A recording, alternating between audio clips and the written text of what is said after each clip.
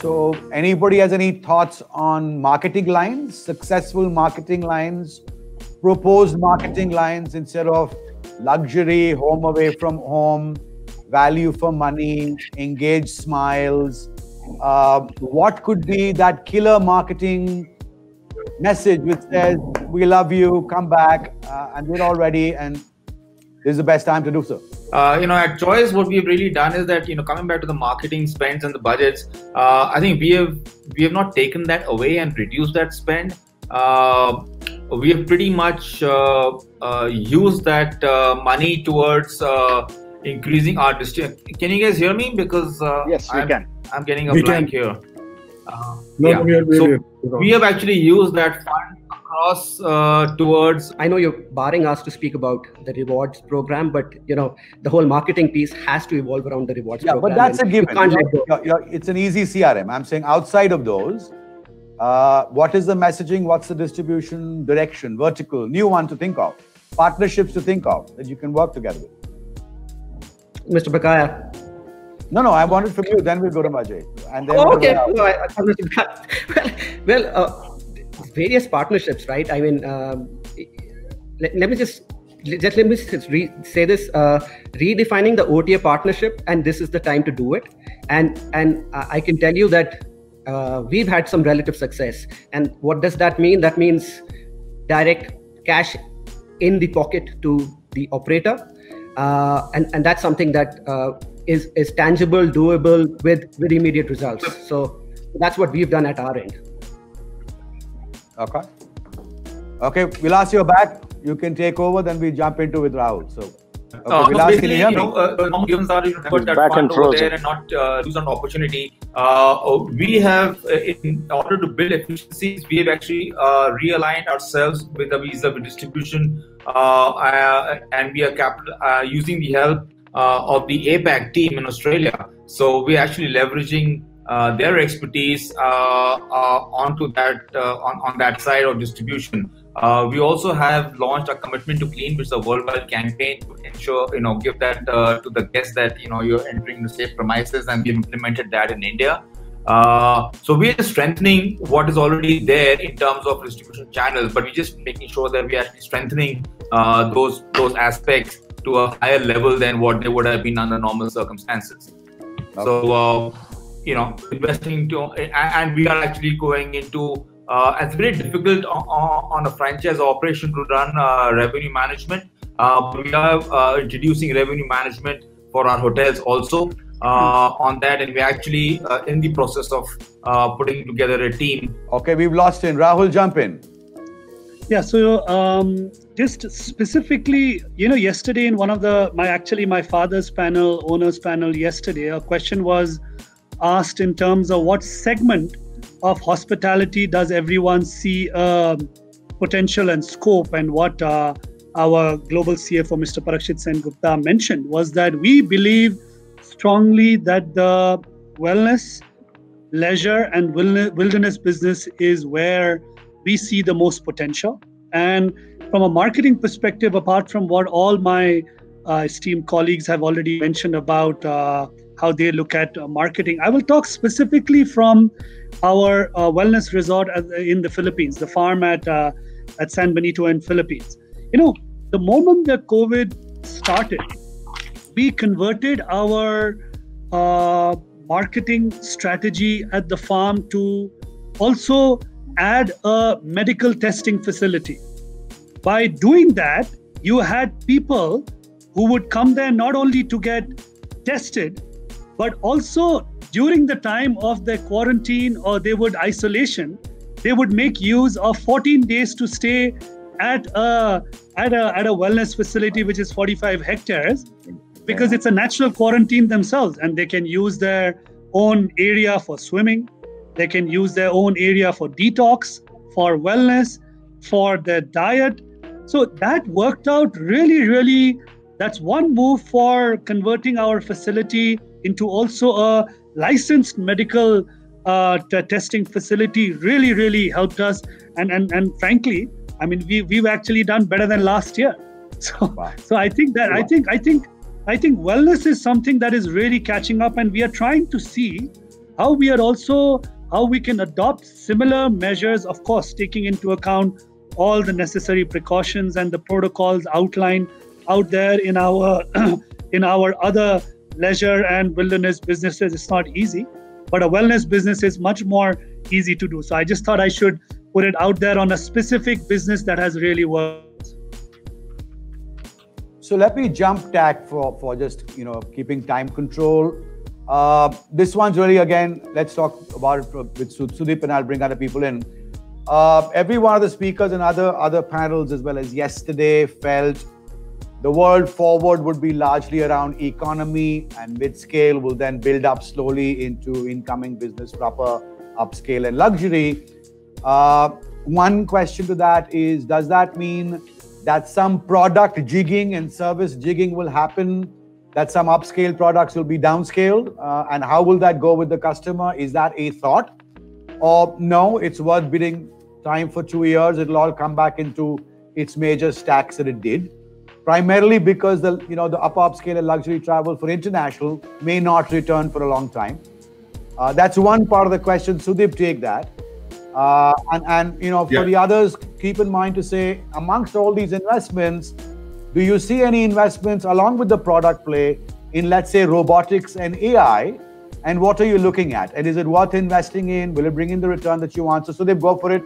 And I'll jump the other question to the others. So even pre-COVID, our strategy for India as IHG, and I can speak about that, is that, it is predominantly a domestic business for us now, right? It's not international. Yes, we do have international customers and an international brand, but almost 75 to 80% of our revenues come from domestic clients. Also, at the same time, I would say that almost 65 to 70% of our properties are in that Holiday Inn, Holiday Inn Express space, what we call mainstream brands for ourselves, right?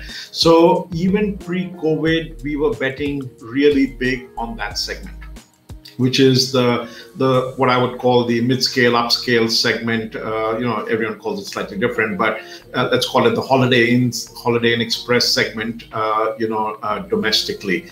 And I think that's going to continue for us. There is not going to be much change, and the flexibility that those two brands offered will continue. I think there may be small temporary relaxations of brand standards and so on. For example, I'll tell you, the breakfast buffet is somewhat of a history, right?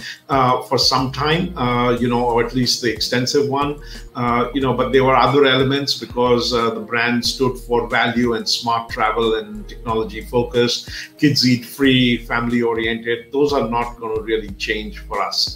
And I think even the growth engine in the future is going to remain in that segment, because all we've been hearing is, domestic travel first, international later, all localized. Even our resources are all primarily localized. We've amended some standards to become local. So I think that's going to continue. I don't see that going to change for us. Yeah, if we had aspirations of growing also at the luxury end with our InterContinental, Kimpton, Six Senses, and so on, I think you'll see that the growth prospects in those segments may be a little more altered or changed, tweaked, I would say. So if, my strategic plan kind of said that, listen, I want to get 5 intercons in the next 5 years and maybe Six Senses coming in as well, that may just get tweaked to be a little bit more boutique, towards, as Rahul said, wellness or so on, which is more on the Six Senses side, as opposed to the percentage on the luxury may tweak a little bit more towards boutique, luxury, smaller resorts rather than big behemoths with large banqueting spaces and 400-room hotels. So I think that's from the growth angle, but from an operating side, I really don't see much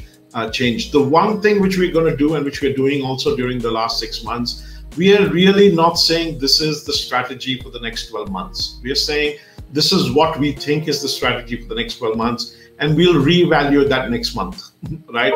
Whether that means on revenue management, whether that means on costs, whether it means on sources of revenue, whether it means on alternative uses of the real estate. We say, honestly, we don't know, right? Because we could sit here in April and say, oh, no, this is a 3-month issue, so let's reduce cost for 3 months. And then back in third quarter, we'll be all fine and, we'll be back to normal. The one fundamental belief we do have, and I think a lot of other people have alluded to it, is that the natural human tendency is to travel, right? It's not, we are nomads. We are not going to stay put in one spot. And, as soon as that option is available, we are going to be wanderers right away, right? The biggest focus we have right now, like I started, I said, initially it was about information and, working together. Then it was about cost control and preserving cash. Today, it's about capitalizing on the demand and, and finding alternative sources of revenue. That's what we're doing. So in that regard, we think if the demand is going to come back, all we don't know is when and how, and is it going to change the expectation and value proposition for the customer? Because right now, one thing we all know for sure is that unless you give that individual traveler, and I think people have alluded to it, the confidence that they can be safe when traveling, they're not going to get out of the house, right? Unfortunately. So right now, that's what we are focused on. But as that evolves, and as I think Ratan, you rightly said to Bhuvnesh that, listen, you guys have a great role to play in it, to tell people that confidence, don't worry about it, trust us, we are taking full care of it. Once that confidence is returned, then we will switch to what is critical to them. And the next element we feel is breakfast, right? That is predominantly, no matter where someone travels, their expectation today is a big breakfast in a buffet. But that's not going to be, we're not going to be able to match the expectations what they had pre-pandemic, given the regulations, requirements, cleanliness, safety, etc., right? So we have to rethink that and reimagine that and say, how do we still provide that customer the best experience for breakfast, but not do it in the same manner we were doing earlier. So, and I think especially in the economy budget space, that's very critical, because the levers you have to pull is a little less. Say, listen, if you're in luxury, instead of giving 5 types of cheeses, you can reduce it to 3. But when you only give 2 or only give 1, what are you going to do, right? So I think that's where we have to get creative about what we're doing. And to me, the biggest thing also is it's not just the expectations of the customer, it's also the expectation of the service provider, right?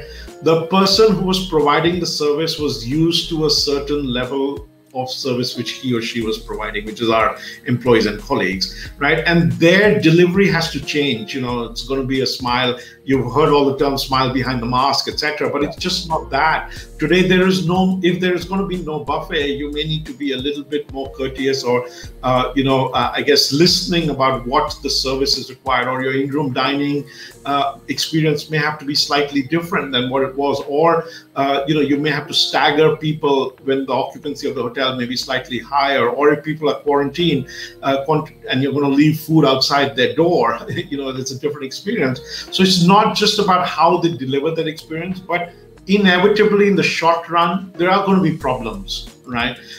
Guests are going to complain. So it's equally important to train that staff about problem resolution, because they may not have had to face that in the past. So what we are doing is we are anticipating that to ensure what is the customer corridor, what are the potential pitfalls which are going to be different than what we are or were used to.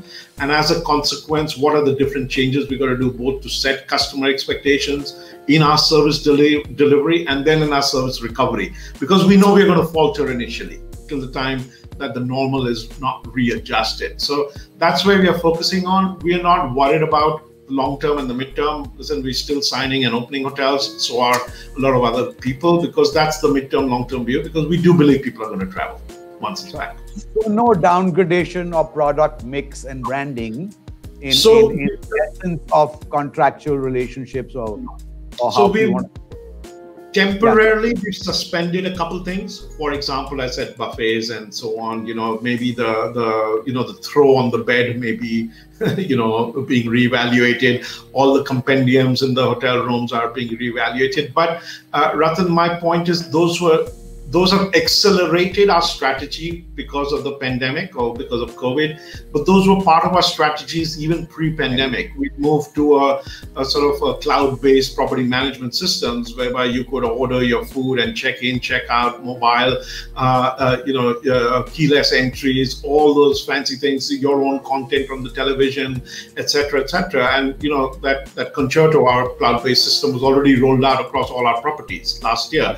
Now, if phase 2 was going to get put into place in 2022, we're trying to see how do we accelerate that and move it forward, because we're being forced to do that right at the end of the day. So, but I don't think that there is marked changes in brand standards or so on. If anything, yes, we're introducing more things on the cleanliness and the hygiene factor, right? And not in terms of standards, it's more about the audit and the verifications and so on, which is critical, because we're saying we need this to be part of the culture within every associate at the hotels. It's not a temporary measure that, oh, cleanliness is really important, I'm going to sanitize and I'm going to maintain social distance. We think this may be the new norm later. So let's just get this all into the mindset right away. That's kind of the approach we're taking. Okay, so Ajay seems to have a time constraint. Now, Bhuvi has been mentioning, saying there are some questions. Bhuvnesh, why don't you pick up a few questions that you can address, particularly where Ajay is concerned? I've seeing the list on the screen, and we'll jump back in. I will start the lead, if I may. There are 5 or 6 questions, in fact 7. Do we start with you, Ratan? Do we start with Ajay? Well, let me come in. He has a time constraint, so why don't you hit him with the pugilist first? I can't hit him. But Samir and Ajay, there's a question for you. Solid domestic brands, one with deep pockets, balance, asset light and heavy approach. Heavy is Samir, obviously, for you, right? How will you tide off the pushback if this goes on for another 18 to 24 months? So there are some very specific things we are looking at. Am I audible, guys? Yes, you are. Yes. Okay. One is converting revenue and non-revenue spaces in hotels into rentable office space. That's one angle. Can we bring in revenues from streams that were not otherwise available to hotels? It's straightforward, plug and play. There are no deposits, no advance rentals to give, and you can rent out for a week, for 15 days, for a month, for a year, whatever you wish to. So that's one area. The second space we are getting into, we are very aware of the fact that over the last 10 or 15 years, independent restaurant players have done a much better job than most hotel companies in running restaurants. So we're exploring partnerships in select areas or select cities where we bring in a really top-end brand with their own customer following and say, I have the space, I have the kitchen, I have the equipment. You can take over my team or bring in your own, and let's work on a profit share partnership. And on a smaller scale, on a lesser scale, perhaps in some cities in Punjab, for example, where you're doing a lot of banqueting, and again over the years, the people who are banqueting specialists are doing a phenomenal job and have a large following of people and of business. Can we do something similar with the banqueting space? So those are three very specific, very precise areas of accelerating or bringing in revenues that don't exist in the hotel at this point of time. Excellent. Samir, would you want to add? Yeah, I think Mr. Vakka has covered most of it as always. But I would say that I think today the biggest challenge for hoteliers is forecasting, right? So if you ask me this question, how will you deal with it if it goes in for 12 to 24 months? Yes, absolutely. I think we are all faced with the same challenge. Is it going to last for 3 months? Is it going to last for 12 months? Having said that, I think there are offshoots of positivity coming up with the fact that things are opening up. So there is bound to be a little more travel than what we have been seeing in the last 3 months, which might not be enough to get back to pre-COVID levels. However, it will probably be those shreds of lifelines which hotel companies can hang on to as we get into normalcy. Clearly, yes, it's going to be a tough time. So I shall take the next question to you, Ratan. You have new Lemon Tree properties and acquisition of Keys and a new brand in Aurika. You're now even in the luxury segment and a huge hotel in Mumbai. In fact, two. What are the challenges given the lockdown? I think the challenges are the same. Nothing's changed in the challenge. As much as, the upper upscale and luxury hotels are facing a challenge, we've reopened Aurika a few weeks ago. But barring reduce the price, very interestingly, the month has done much more and much better than expectations, which I think is just revenge traveling from, Rajasthan, within Rajasthan, Ahmedabad, Mumbai. And I think a lot of the resort, and because our first one is a resort, I think the uplift has been pretty good. The Mumbai larger hotel has been slowed down. It's not that we will not open it. And by the time it is ready to open, I think the market will be back. And we're looking at least 2.5 years or 2 years, 9 months from now. So we're not concerned about it. The running hotel in Mumbai right now has done extremely well. 1, because of quarantine, 2, because of airline crew. And we've had other traders and SME room nights. So has it done the average rates that we expected it to do? No. But has it done good cash flows? Yes. And I think Mumbai, barring this problem of containment zones, etc., is a place that will bounce back any which way. And we're not so worried about the business. Which is true of the other cities as well. Whatever. So has it done the average rates that we expected it to do? No. But has it done good cash flows? Somebody will have to switch off their Facebook.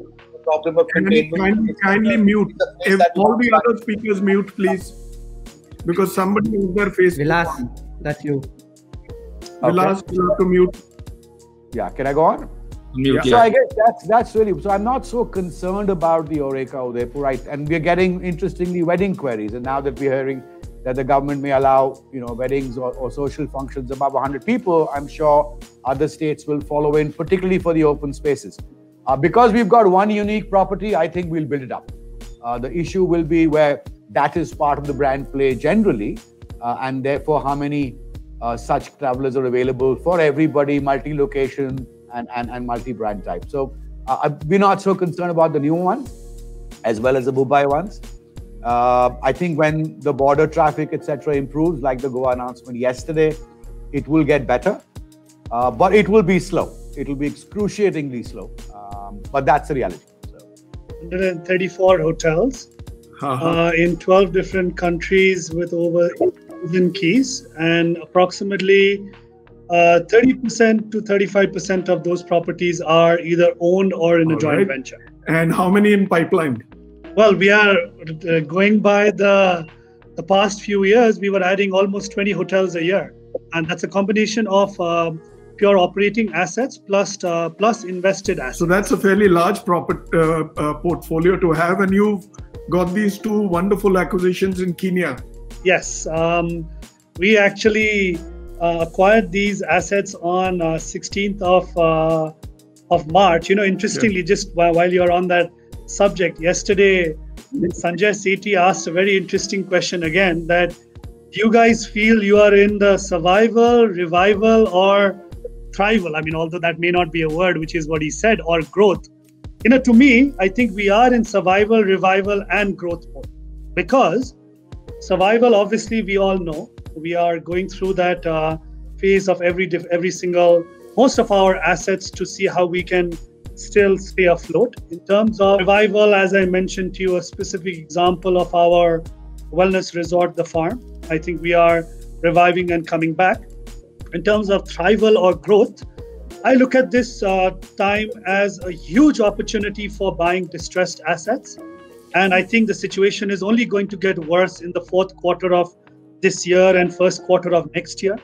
We have our eyes and ears open. I mean, if you see our 2 decades of history of having created this portfolio of 134 hotels, we've predominantly done that on the backdrop of buying distressed assets. Right from our first acquisition of the 3 hotels together with IHCL in Sri Lanka and Maldives. And I think Africa was also a similar story. And we are continuing to look at more opportunities. We will continue doing so because I believe that we all, on the one hand, we are working towards surviving and taking our businesses up.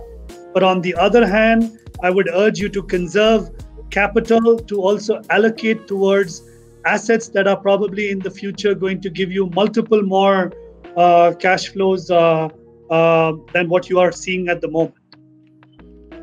So tell me, if I was to split your portfolio in the Indian subcontinent, how many in Nepal, India, Bhutan, Maldives, Sri Lanka?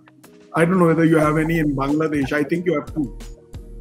Actually, we had one, but was taken over by the government. Yeah. So tell us the split. Well, in India, we have predominantly our operating assets with Fern, Beacon, and Zinc. We are proud to also say that we just recently opened the Zinc first property in Bangalore last week. So we have about 75 hotels that are operating in India, with another 25 hotels that would have opened this year, but I think that will go into next year. Nepal, we have about 5 hotels. Maldives, we have 2. Bhutan, we have 1 under development. Sri Lanka, we have about 14 hotels there. And yes, that is the split of all our hotels in these markets. So we have 4 Safari lodges in India as well, by the way. Yes, that was going to be, you spoke about my one question about distressed hotels. I'm sure you're looking at more, and I wanted to ask you about the Taj Safaris. I've stayed at your Taj Megholi Sarai, which is out of the world. Thank you. Thank you, Rahul. Now, I have another question which goes to Shudip. Shudip, multi-brand and large international player that IHG is, you lean 100% on the franchise model.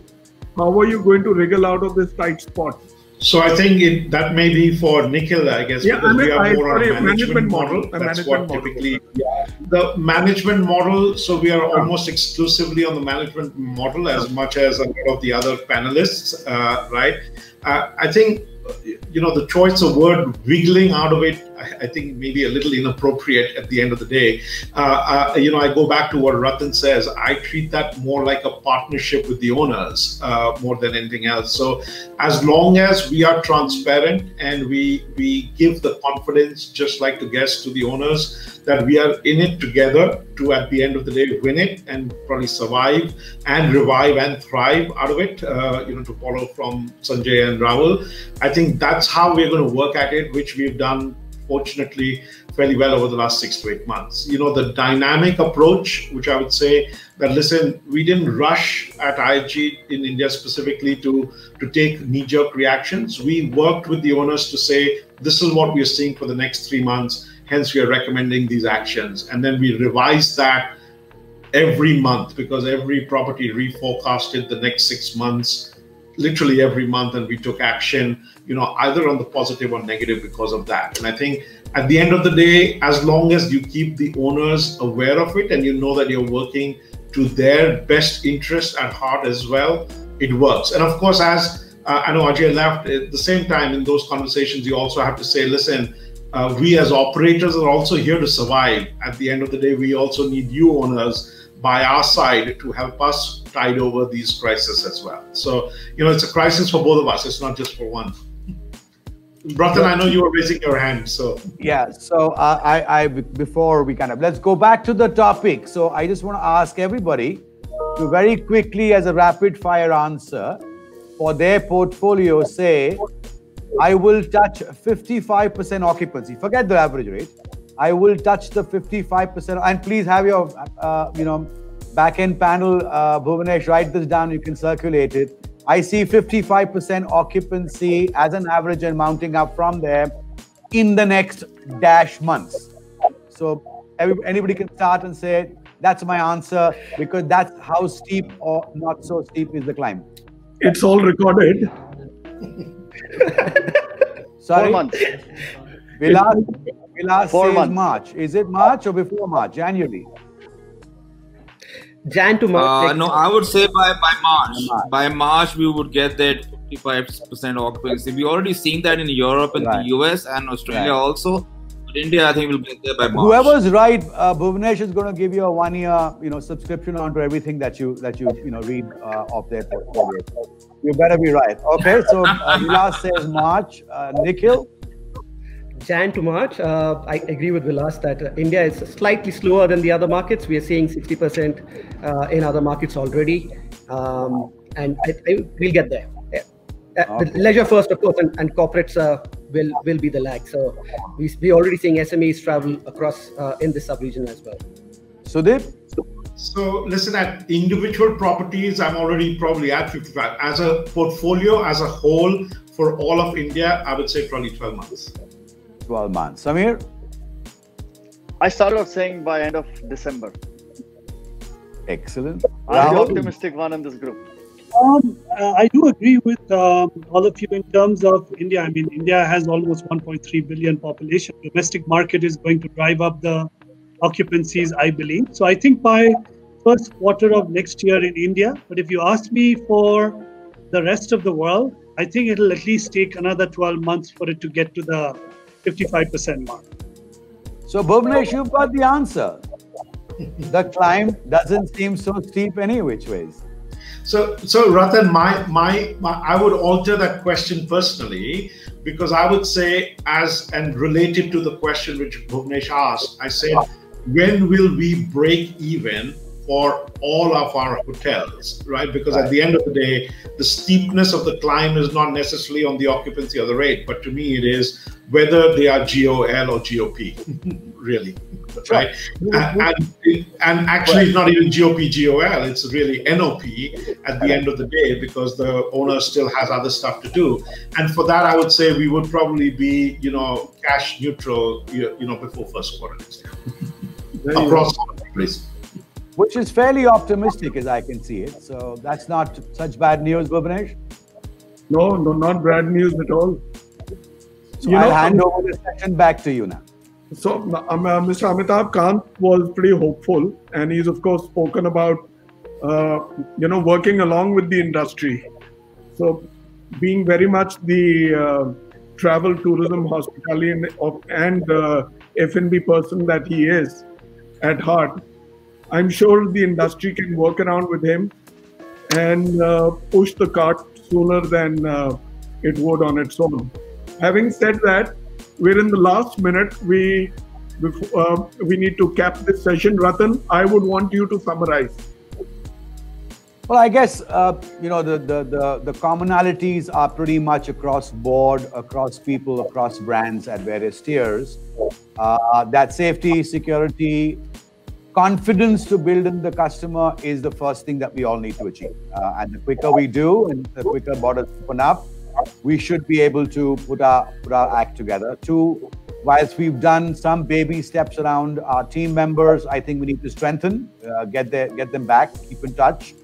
And if you're also buoyant about the fact that we'll be at 55% occupancies by the end of this fiscal, then it's about time that we re-energize ourselves to see how they can be looked after for the balance period, as we're not going to get any support from anywhere else.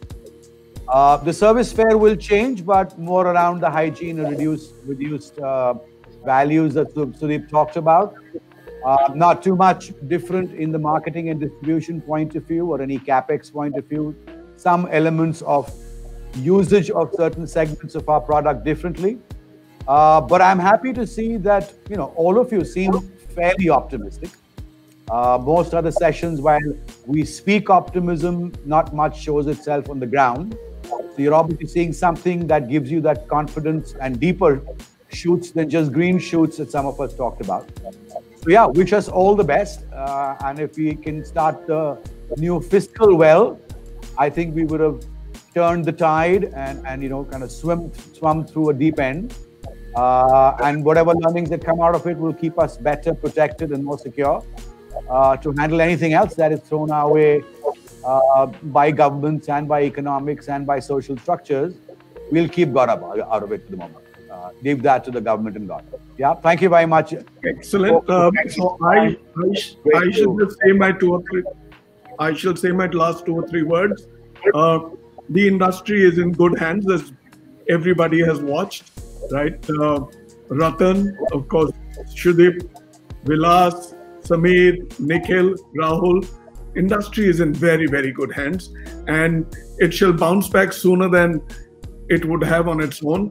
Having said that, thank you for making our show. Thank you for your time. Thank you for graciously accepting to be on this show. BW Hotelier would not do it so well if it wasn't for you all and for your support and blessings, right? I'm grateful that you accepted our invite. Thank you so much, and do well, recover well, and come back soon on another show with us. Till then, God bless you, and thank you again. God bless you too. Thank you. Bye.